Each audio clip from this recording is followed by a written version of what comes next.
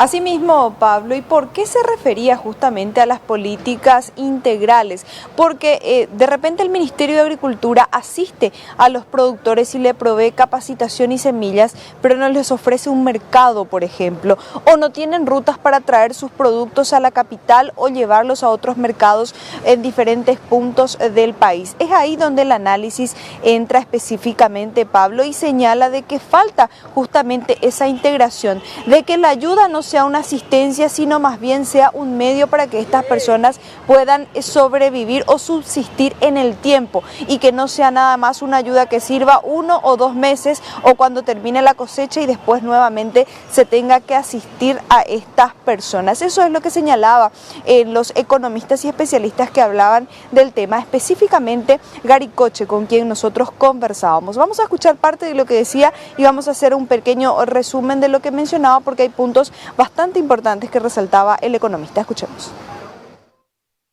Poniendo en contexto la situación de la pobreza rural, hay que entender que el nivel de pobreza en Paraguay es alrededor del 26%, pero desglosando entre urbano y rural, en la zona rural uno encuentra que el 34% de la población vive en situación de pobreza. Vivir en situación de pobreza para el campo y para las estadísticas como lo mide el Paraguay implica que una persona no logra alcanzar 250.000 guaraníes al mes. De esos, otra vez un 10% vive en situación de extrema pobreza, es decir, no tiene cómo vivir en condiciones necesarias para llevar una vida digna.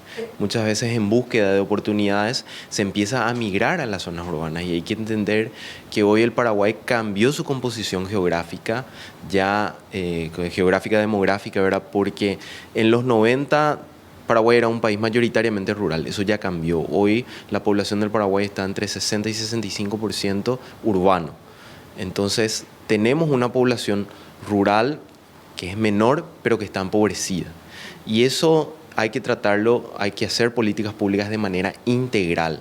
Lo que proponemos de investigación para el desarrollo, con varios estudios que venimos haciendo, es que ese enfoque sea tratado realmente en todos los aspectos y dimensiones que requiere el desarrollo, ¿verdad?